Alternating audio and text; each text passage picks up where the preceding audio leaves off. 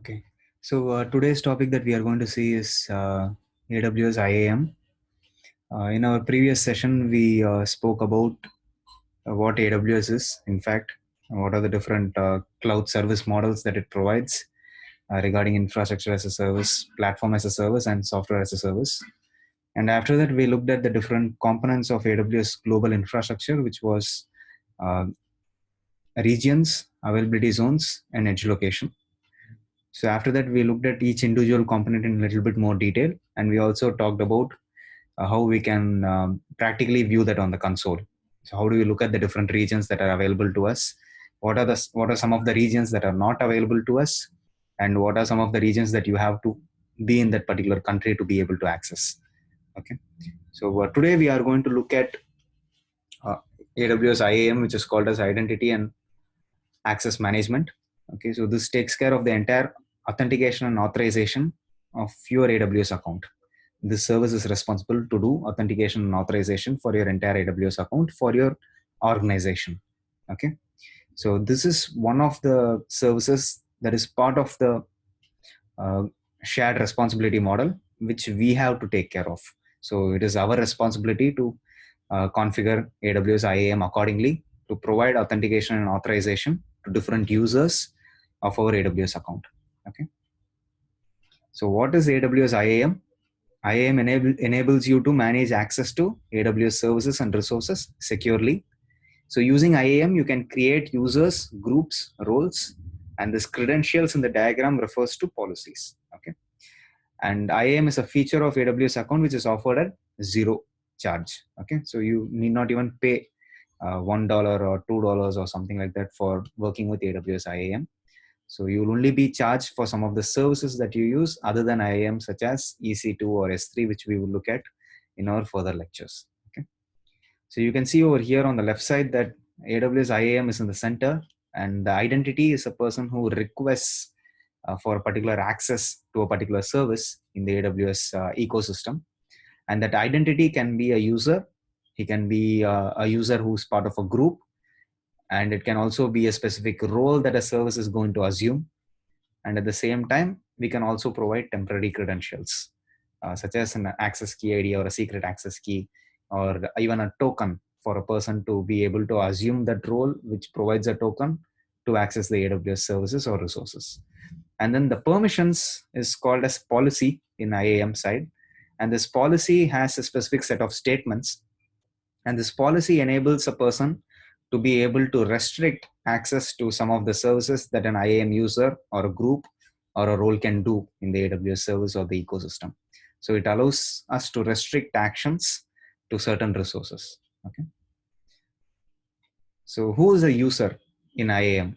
A user in IAM is a user of the AWS account and can also be called as a user of the organization that uses that AWS account. A user in IAM, for example, can be a developer, he can be a HR, he can be a member of the organization using the AWS account. A user can have two types of access. A user can have a management console access, and at the same time, the user can also have a programmatic access. So the management console access is what we saw last week. Management console access is nothing but logging into the AWS console as an IAM user or as a root account user. Programmatic access is something that you use to interact with the AWS services and resources by providing access key ID and secret access key to access the AWS APIs. Okay, so let's say that you are talking to the AWS management console through your Java code or through your Python code. Or let's say you're doing command line interface using the AWS CLI.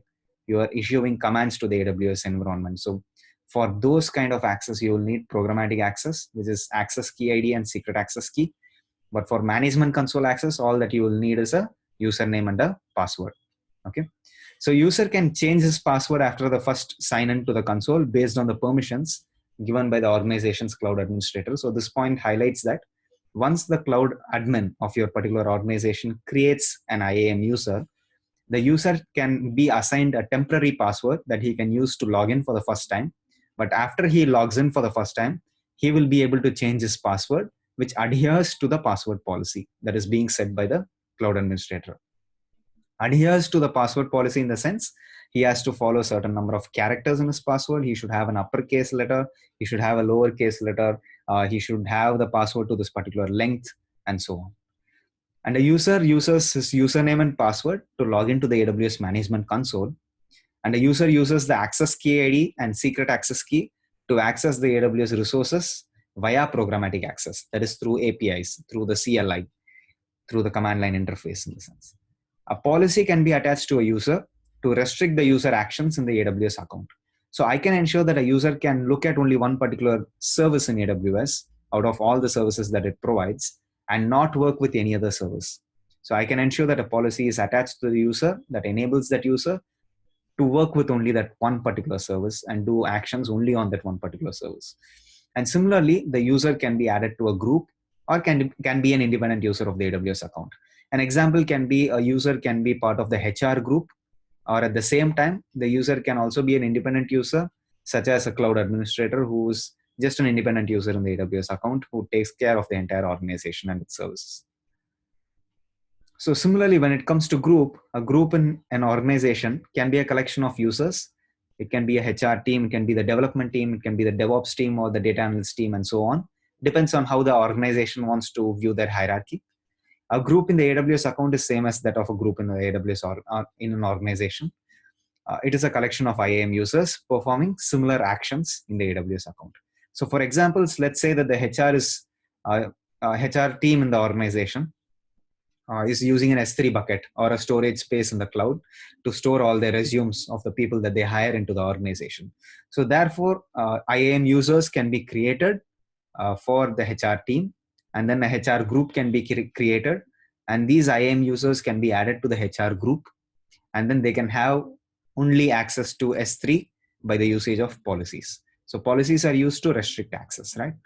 And similarly, a policy can be attached to a group to restrict access to all the AWS services. So that means a policy can be directly attached to the user, or the policy can be attached to the group in the sense that all the users in that group will be able to use that policy or do those actions. That means, for example, all members of the developer IAM group can be attached a policy that can allow them to launch virtual machines in the cloud using the EC2 service. And when it comes to role, an IAM role is an IAM identity that you use, that you can create in the AWS account, which has specific permissions. IAM role is very similar to that of an IAM user, but that it can be associated with a person, it can be associated with a role, or it can be associated with a service. Okay, so in the sense that, let's say, for example, that you launch a virtual machine in the cloud, and then that virtual machine would like to talk to some other service in AWS, but it wants to do it on your behalf. So in the sense, what I will do is I'll go ahead and create a role for that particular virtual machine to talk to any other service in AWS. So generally a role is created for one particular AWS service to talk to another AWS service. Whereas the difference between a role and a user is that a role is something that is being used by one particular service in AWS to talk to another service in AWS. But an IAM user is a user of the organization who will be able to go ahead and do certain actions in the AWS ecosystem. Okay, so you can see over here in summary, just to generalize, not to be confused, is a role is nothing but it is used by an AWS resource, or it can be used by a person in order to perform actions with AWS resources or services. So let's say, for example, EC2 instance can assume a role to access S3, to download the web content that is there in S3 to serve the end users.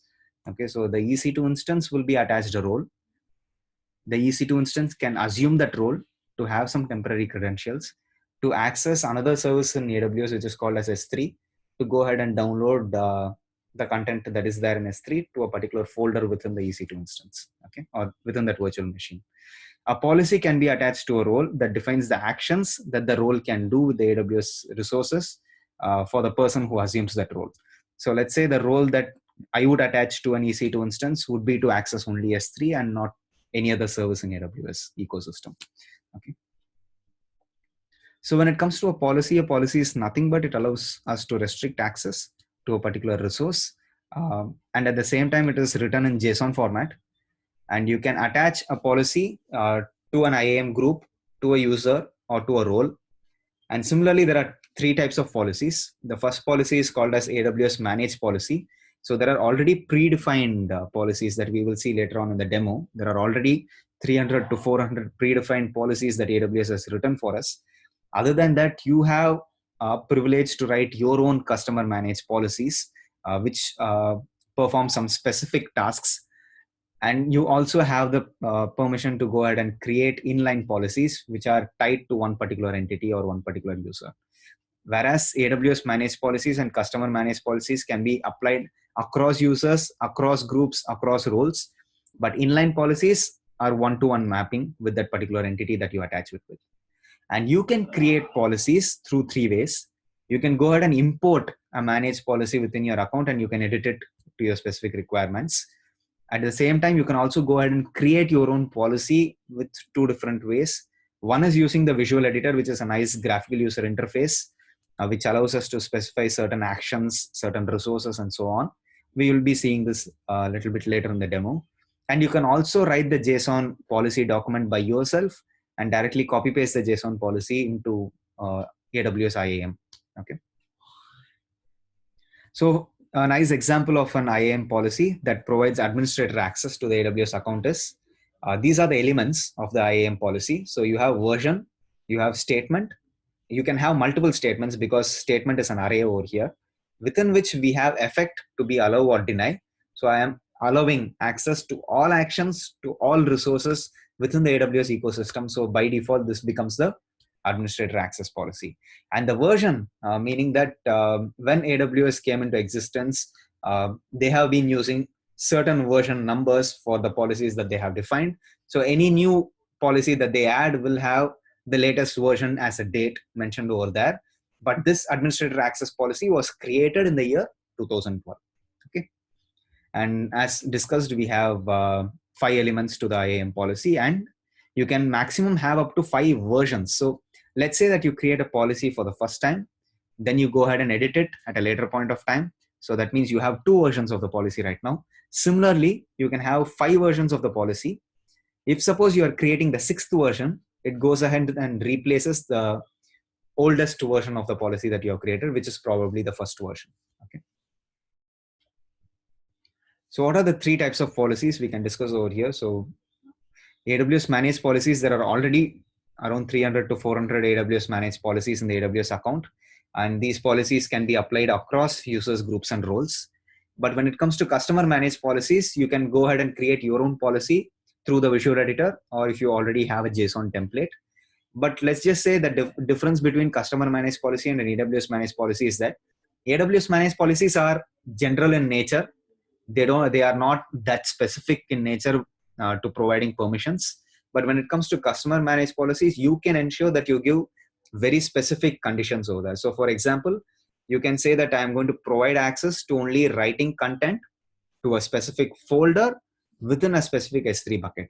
So this kind of granular permissions is not available with a AWS managed policy. Okay. So these policies also can be applied across users, groups, and roles. But when it comes to an inline policy, it is embedded to only one principal entity. So it can be attached to only one group or one user or one role. Okay. So it is a one-to-one entity mapping. Okay. So some of the features of IAM other than user groups, roles, and policies that we discussed are, you can give fine-grained access control to AWS resources. So you can minimize the space of attack. If suppose an hacker is going to go ahead and try to access your AWS account, providing fine-grained access control to all your users or groups is a very good practice. Ensuring that you have multi-factor authentication for privileged users in the sense that there are 2 layers of security to log into your AWS account. The first layer is your username and password, but you can also ensure that you have multi-factor authentication similar to that of Google, while you can provide your 6-digit code that you are having within your mobile, right? So you have an app in your mobile called Google Authenticator, which you can install and use to provide the second layer of security to your AWS account. And similarly, you can also manage control access for mobile applications via web identity providers, in the sense that you can use your Facebook authentication or your Facebook username and password or GitHub username and password or Google username and password to be able to get a session token, which will be present for 3 hours or 4 hours of duration, with which you will be able to access AWS resources. So using your web identity providers, in the sense using Google or Facebook or GitHub credentials, you will be able to log into your AWS ecosystem and work with certain resources. But that session token will be present only for a period of time. So for 3 hours or 4 hours. Similarly, using IAM, you can also integrate it with your corporate directory. So if suppose you have an Active Directory in your on-premise environment where you are managing your users groups and authorization and authentication, you can ensure that you integrate IAM or identity and access management with your Active Directory in your on-premise environment, where the user will first go ahead and authenticate himself with the Active Directory and then assume a role to go ahead and access your AWS resources. Okay, so you can control your password policy, so you can ensure that your password for all your IAM users of your AWS account is being refreshed every 30 days, and you can ensure that you have 3 old passwords remembered. You can also ensure that you use 12-digit characters or 12-digit length for your password, you uppercase character, lowercase character, one special character to be used. So all these things can be controlled using IAM. And you can also enable and disable regions in the AWS account to launch resources, because we have around 18 different regions for general public use, right? So you can ensure that you enable and disable regions in the sense that if suppose I am working out of Chennai and I'm using only the Mumbai region, I can ensure that all the other regions are being locked down. Okay, in the sense that you're again reducing the space of attack for your hackers. So if suppose you enable all the regions and at a later point of time your account is hacked and someone has posted the keys to GitHub and something like that has happened, you will see resources being launched across all the regions. So it will be a very big headache for you to go ahead and terminate all these resources that the hacker has launched. So always go with fine-grained access control and enable or disable all the regions other than the regions that you're going to use to launch your resources. So when it comes to fine-grained access control, you can see over here that we have a scenario. So IAM enables your users to control access to specific resources. It also allows you to add specific conditions, such as the time of the day, to control how a user can use AWS or their originating IP address. So I can ensure that if this particular range of IP address for my organization is going to access the AWS console, give them access. If that IP range is not from my organization, don't give them access. Okay, something like that you can mention through IAM using the conditions in your policy document. And the administrator managing the AWS account will be able to create users, groups, attach custom policies or AWS managed policies to restrict access. So that is called as fine-grained access control. A policy, again, like we discussed before, is a JSON document with 5 elements: version, statement, action, resource, and probably I would have forgotten. Let's go back. Yeah, and effect, which is allow or deny. Okay. Similarly, multi-factor authentication it protects your AWS environment by providing a second layer of security other than the normal username and password. So MFA allows users to physical possession of a hardware MFA token, which is a 6-digit code with an app that they have installed in their Android device or iOS device. So for Android, it's Google Authenticator. You will be able to scan a QR code and then you will be able to enter that 6-digit code twice. Then MFA will be enabled. So the next time that you log into your AWS account, you have to provide your username and password and also provide your MFA 6-digit code to log into the AWS account, which is the second layer of security, which is very good. So similarly, like how we discussed about Web Identity Federation, so the administrator of the AWS account can grant access to AWS resources using Web Identity Federation by the usage of Google, Facebook, GitHub credentials with a token that is created for a specific amount of time, let's say for 3 hours or so on. So then the user will be able to assume that token to talk to AWS resources in the AWS account that you have provided with them. So for example, you can use Web Identity Federation to use your Facebook credentials to talk to the AWS RDS database to retrieve data while using the mobile application after logging into the application using your Facebook credentials. Okay, so you're delegating your authentication and authorization to a third party Web Identity Federation like Google, Facebook, or GitHub to use their credentials to go ahead and get a token which is available for a specific amount of time to talk to AWS resources. So this is the flow for Web Identity Federation. So you can see here step 1 to 7 has been given over here. So the mobile app, which has the Amazon symbol over here, you are going to authenticate your user first. That user is going to be authenticated with your Web Identity Federation using Facebook credentials or G+ credentials or Amazon credentials. Then a token is issued back to the mobile app. which is step 2. And then the mobile app is going to talk to AWS STS. STS is called a secure token service. So it's going to get a token. The token verification is going to be done with the same web identity provider. And then STS is going to issue that user from that mobile app who has logged in an IAM role or temporary security credentials, which is valid for 3 hours or 4 hours of time. Then the user will be able to access any of the resources directly within the AWS ecosystem, within a particular region, and so on. Okay. So the flow goes like, from the mobile app, the user is authenticated with the web identity provider using his Google credentials or Facebook credentials. The web identity provider provides a token.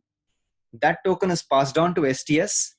STS presents an IAM role and also temporary credentials, which is valid for 3 or 4 hours, which the mobile app or that user who has logged in through the mobile app can go ahead and directly use that temporary security credentials to talk to AWS services. Okay. So these are the steps that happens. So the user authenticates. The web identity provider provides a token to the authenticated user. The user then goes ahead and uses that token to talk to AWS STS.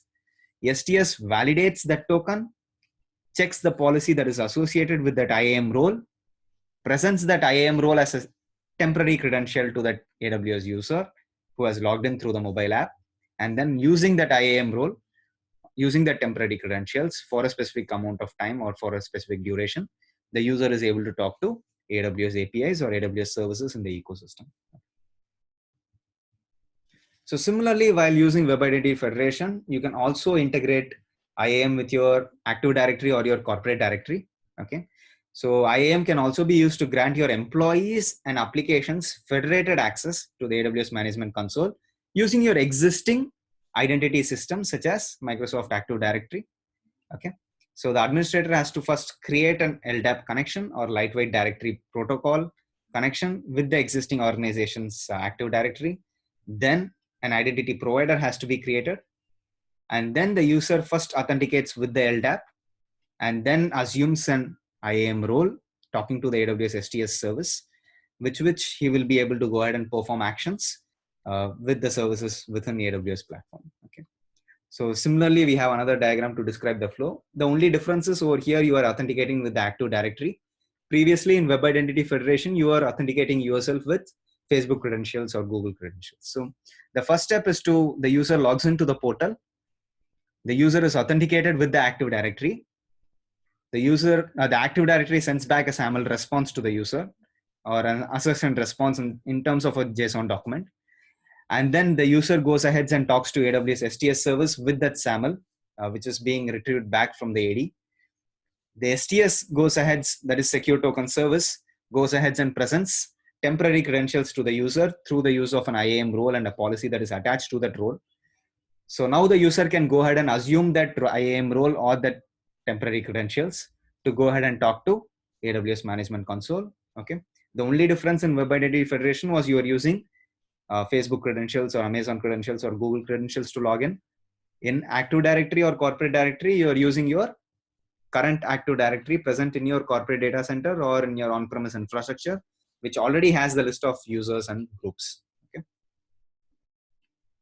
So best practices when it comes to IAM is that you have to create individual users. You have to manage permissions with the use of groups, grant least privilege in the sense which we were discussing before regarding fine-grained access control.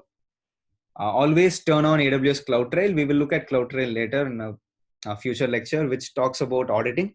So each and every API action, each and every action that the user does on the AWS console is being audited, is being logged, and that is through the use of a service called as CloudTrail. Configure a very strong password policy. Like I mentioned, you can use uppercase, lowercase. You can ensure that you always remember 3 previous passwords. You can ensure that password retention period is 30 days. So every 30 days, your password is changed. And enable MFA. MFA is multi-factor authentication to provide a second level of security to your AWS account. Use of IAM roles for EC2 instances is the best practice. Never use access key ID and secret access key. And then you can go ahead and use IAM roles to share that access. Always rotate your security credentials regularly, like every 30 days or every 15 days, ensure that you rotate your security credentials. And restrict privilege access further with conditions like we mentioned before. If suppose the IP address of the particular user who is accessing the AWS console is not from within the organization's range of IP address, please block that person.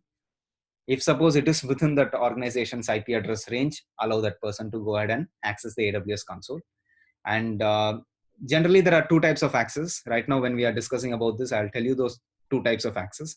The first access is where the cloud administrator of the AWS account uses his email ID and password to access the AWS account as a root user. Okay, so that root user will have literally every action.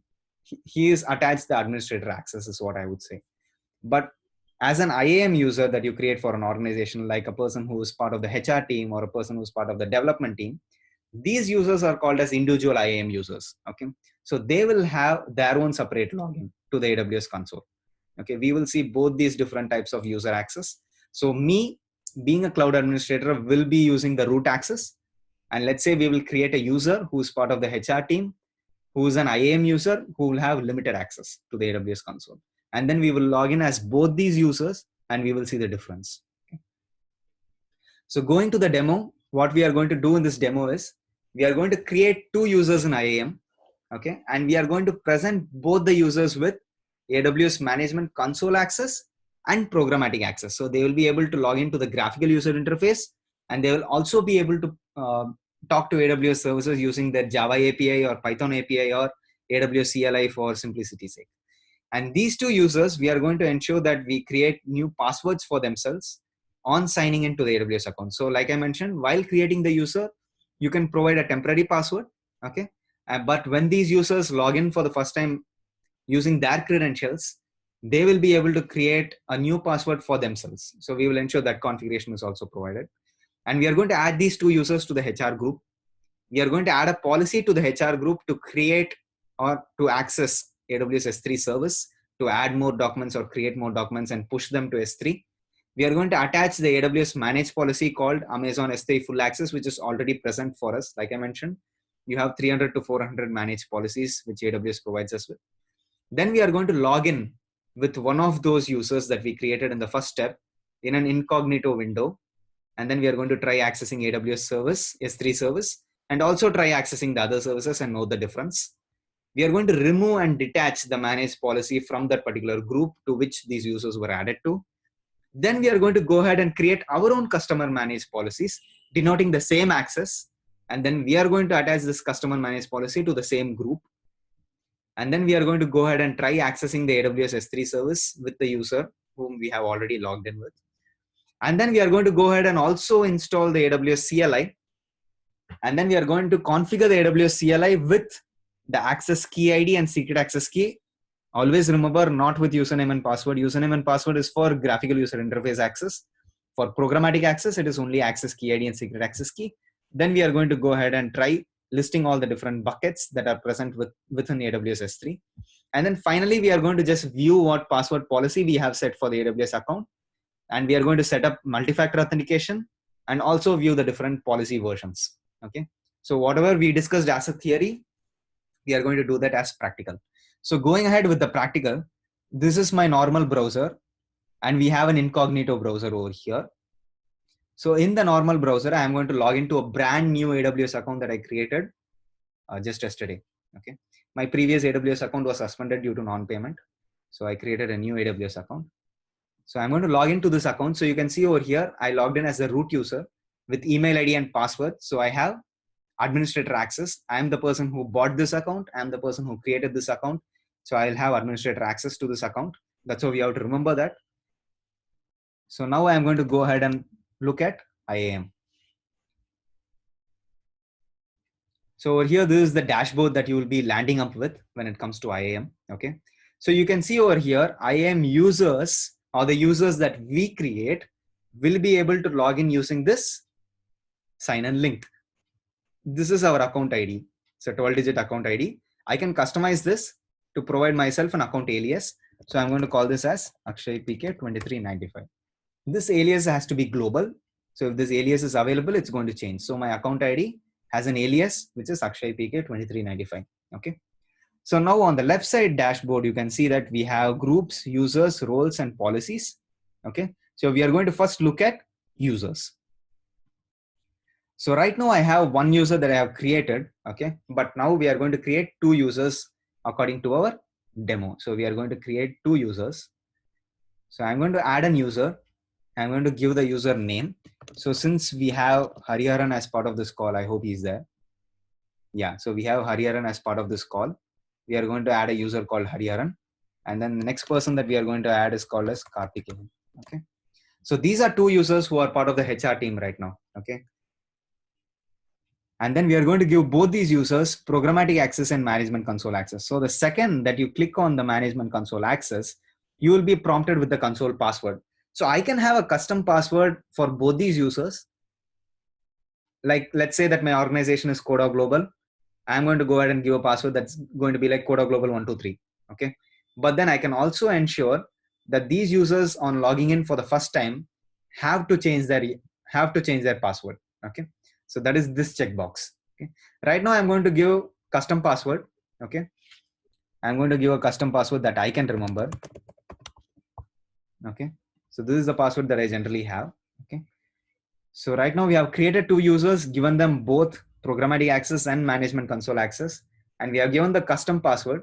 So for the first time that Hariharan or Karthikeyan logs in, they will be using that username called Hariharan and the custom password to log in for the first time. But when they sign in for the first time, they have to change their password immediately. Okay, we will see how that works out. Next, we can attach permissions. We can add this user to a group.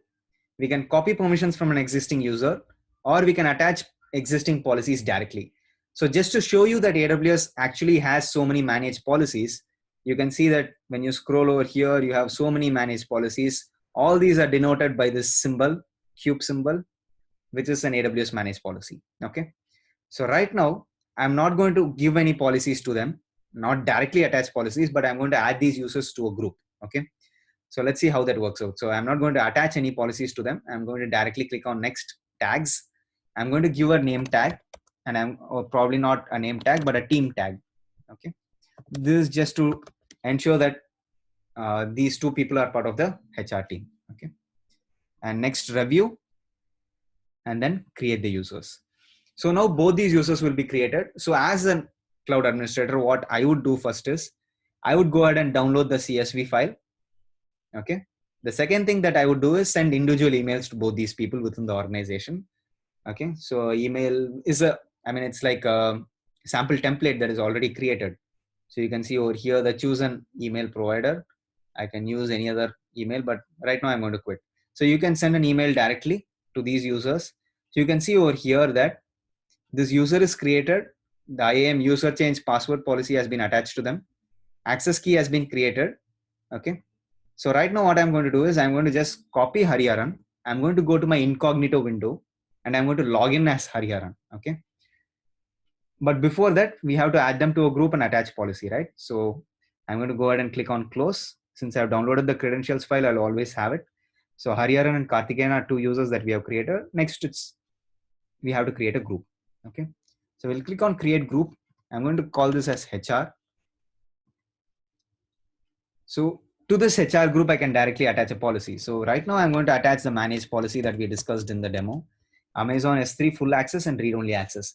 So like how I mentioned before, managed policies which are given by AWS as well as customer managed policies, the only difference is that these are generalistic in nature.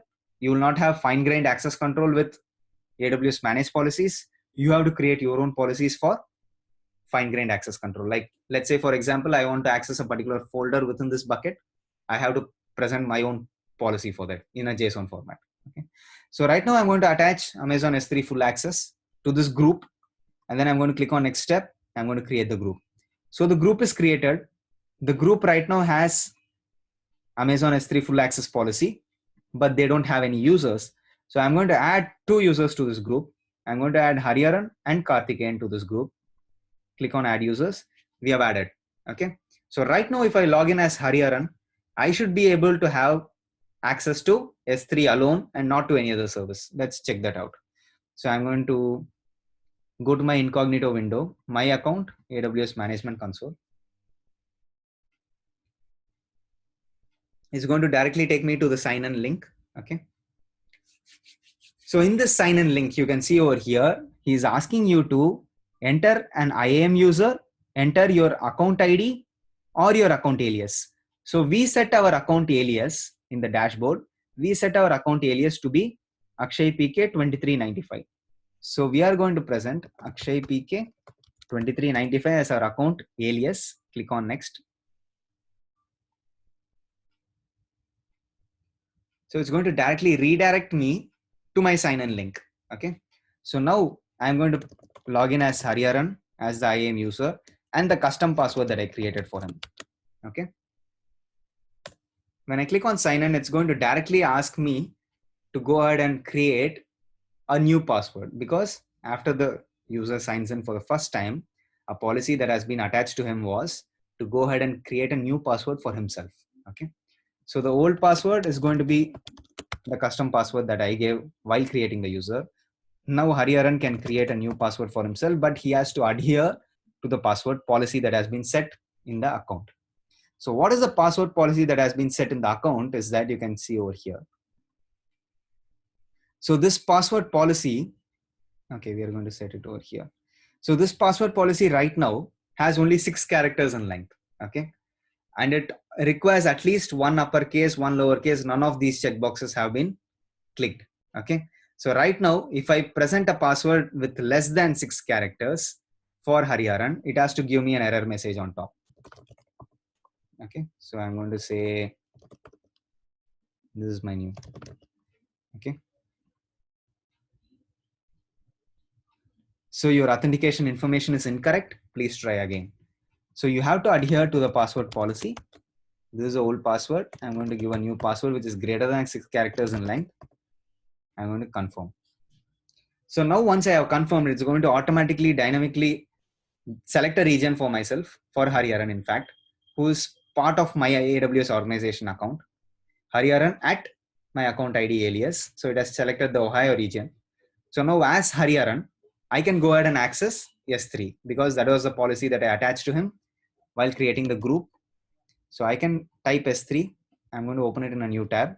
At the same time, I'm also going to open EC2, which is another service to launch virtual servers in the cloud, which Hariharan does not have access to. So as S3, I'm able to view my buckets. I'm able to view my content and all these. Okay. But when I go to EC2, he says, you're not authorized because Hariharan as a user does not have access to EC2 service. Okay.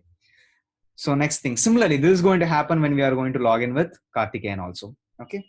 And at the same time, as Hariharan, he has been given programmatic access other than the management console access.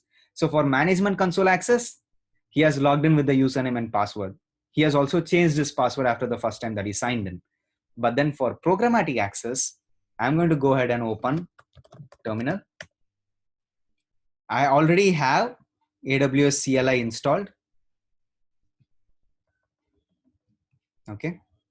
So I'm going to open that credentials file that we downloaded, credentials.csv.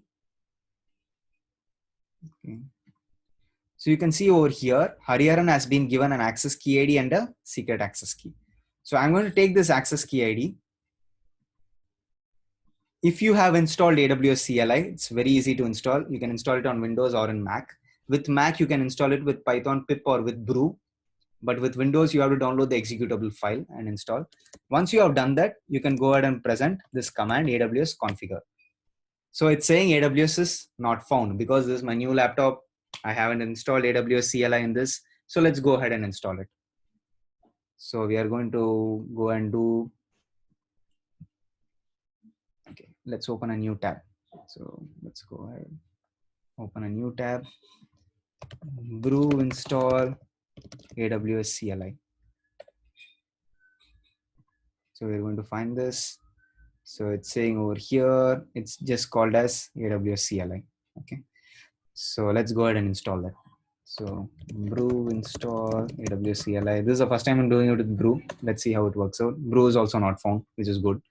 So that means the next thing that I have to follow is Google is our friend. So I'm going to go ahead and install AWS CLI. So you can directly follow this. This is from the official AWS website.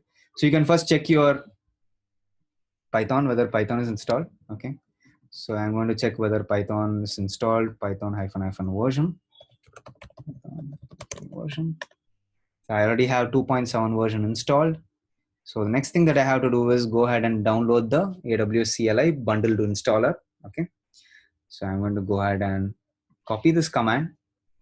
This AWS CLI bundled installer is going to go ahead and download the zip file, okay, and output it to a file name called as this from an S3 bucket, which is globally present. Okay.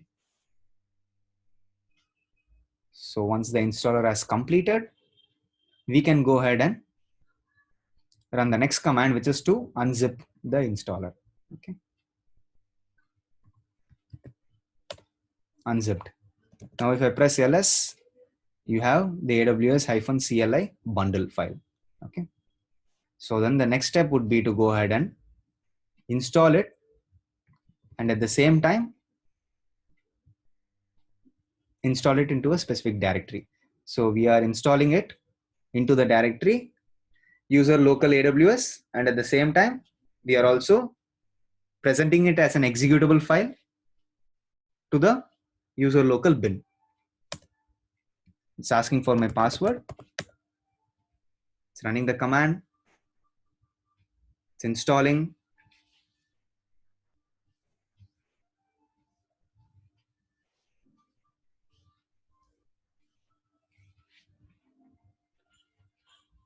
Okay. Install. Agree. Continue. Okay. So you can see over here, it has already installed. You can do AWS -- version. Before that, we will also check whether there are any additional documents over here. No explanation is there. Okay. So let's go ahead and do AWS -- version. You can see it is AWS CLI version is 1.16 right now. Now I can do AWS configure. It is going to ask for my access key ID and secret access key. I'm going to go ahead and log in as Hariharan. So Hariharan's access key is this. So I'm going to paste it in my terminal. His secret access key is this. I'm going to paste it in the terminal. I'm going to choose a region. The default region, I'm going to go with US East 1, Northern Virginia. Default output format, JSON. So now my current CLI or my current terminal is being configured with Hariharan's access key ID and secret access key. Now I can do AWS APIs. So I can do AWS S3 LS to view all the buckets in my account. So it listed out the bucket called Courses Akshay. Okay. So just for readability sake, I'll do AWS S3 LS over here. So it says Courses Akshay 2395. So this Courses Akshay 2395 is the bucket that is available over here. Okay. So similarly, if I do any AWS API related to EC2, I should get an error, right? So if I'm going to say AWS EC2 describe hyphen instances, I may be wrong with this. So let's see. So you can see that an error has occurred. You are not authorized to perform this operation because Hariharan does not have access to EC2. So right now we created two users. We went ahead and created a group called HR team, and then we added the users to that group. We attached Amazon S3 full access to that group. So people or members of that group will be able to access AWS resources. In fact, they access the AWS S3 service. Once they have done that, then we went ahead and configured the AWS CLI. We installed the AWS CLI, and then we went ahead and tried our APIs. Okay. So once this is completed, we can go ahead and look at the next situation, which is to create. We have to go ahead and remove or detach the managed policy. And then we are going to go ahead and create the same policy that we attached as a customer managed policy. Okay. So let's go to IAM. This is our administrator account. Okay. So let's go to groups. Let's go to HR group. Okay. Let's go into that group. Let's go to permissions. Let's detach this policy. So the second that you detach this policy, what happens is it takes a little bit of time to propagate, but now Hariharan and Karthikeyan, who are part of the HR group, will not be able to access IAM. Okay, sorry, S3. Okay. So now what we are going to do is we are going to go to policies and we are going to create our own customer managed policies. Okay. So there are totally 557 AWS managed policies, but we are going to go ahead and create our own customer managed policies. So when you create your own customer managed policies, you are presented with a visual editor or a JSON. So if you have the policy as a JSON, you can directly write your policy as a JSON, or you can import any managed policy and then edit it according to your needs. But right now we are going to go with visual editor, which is a very easy way. So these are the elements of a JSON policy, of an IAM policy. So we are going to choose a service. I'm going to type S3 over here. Next, under actions, I'm going to give all actions, which is very equivalent to full access policy. Okay. Under resources, I'm going to choose this particular policy is going to have access to any bucket, any job, any object. Okay. And then under request conditions, I'm not going to mention any, but then this is where you mention the source IP. So we discussed the scenario before, which was like, if the source IP is going to be from any member in the organization, then allow access, otherwise deny access, right? So that is where you can mention any request conditions that you want to. So right now we are going to go ahead and review the policy. We are going to give the policy a name. I'm going to call it as Amazon S3 full access customer managed. Okay. So I'm going to give the description as S3 full access policy customer managed. So I can go ahead and create the policy. So now I'll be able to filter between customer managed policies and AWS managed policies. If I click on customer managed policy, I have my only policy over here. So now what I am going to do is I'm going to go ahead and refresh. Okay. This is the incognito window where Hariharan is there. I'm going to go ahead and refresh S3 and see whether he is able to access S3 bucket. Error access denied because we have revoked his S3 policy from the group. So what we are going to do over here is I'm going to go ahead and go back to the group. I'm going to go to HR group. I'm going to go to permissions and I'm going to add my customer managed policy. So my customer managed policy is called as Amazon S3 full access customer managed. So you can see over here that this is without the symbol, okay, without the box symbol by AWS. So I'm going to go ahead and attach this policy. So when I attach this policy, I'll be able to go back to S3 and do a control shift reload.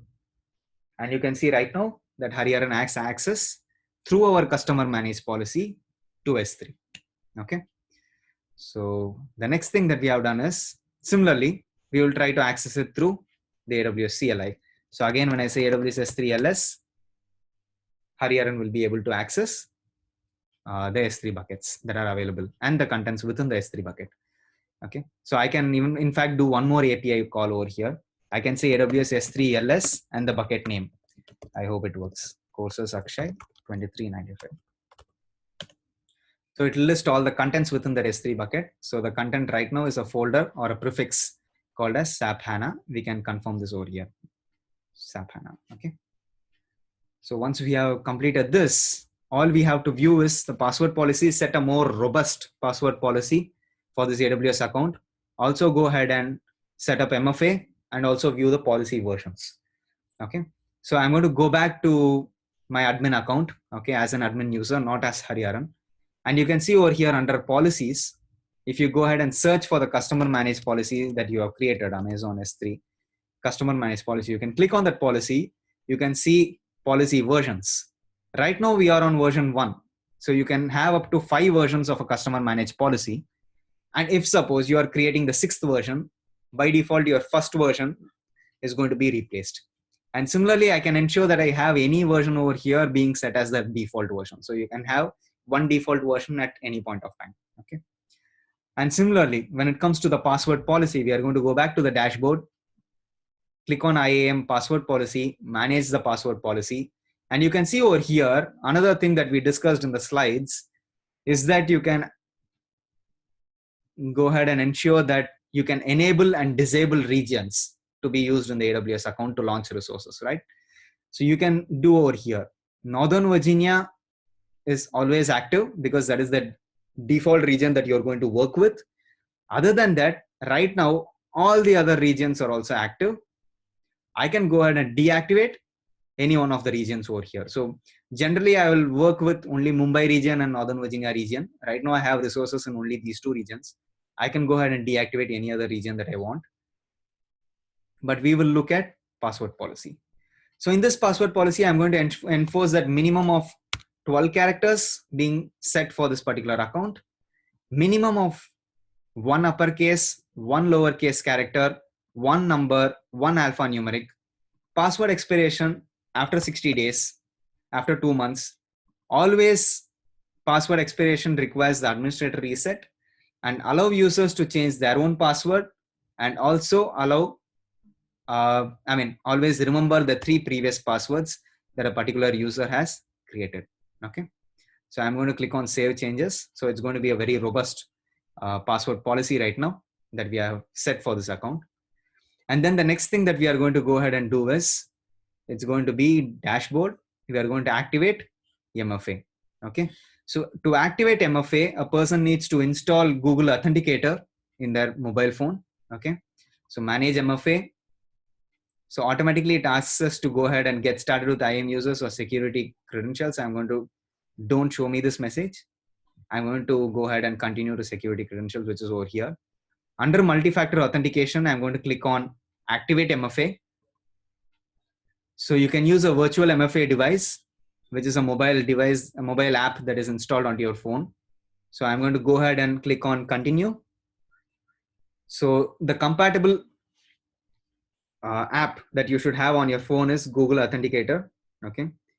So I have Google Authenticator with me. I'm going to scan the QR code. So I'm going to show the QR code. I'm going to scan the QR code. It is presenting me with 2 MFA codes right now. So I have to present the 2 MFA codes that are being displayed in my mobile phone. I'm going to wait until it times out to present me with a second MFA security code, 815090. So I'm going to assign MFA, and then the device has been successfully registered. So now if I log in out of the root account, if I sign out of the root account, and I sign in again back to the console,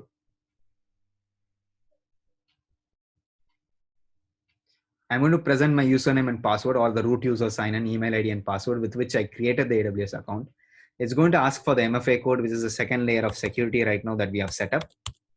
And when I submit, it's going to log in back to the AWS console. Okay. So right now I'm going to disable MFA because I don't want to have it enabled for the root account each and every time. So I'm going to click on activate MFA, manage MFA, click on MFA, click on manage, and then click on remove, click on remove. Automatically MFA is removed. So the next time I'll be logging in only with my username and password and not with a 6-digit code. Okay. So that's all it is, and it wraps up our IAM session for today. Okay. So I'm going to go ahead and stop my Zoom. So let's see. Okay.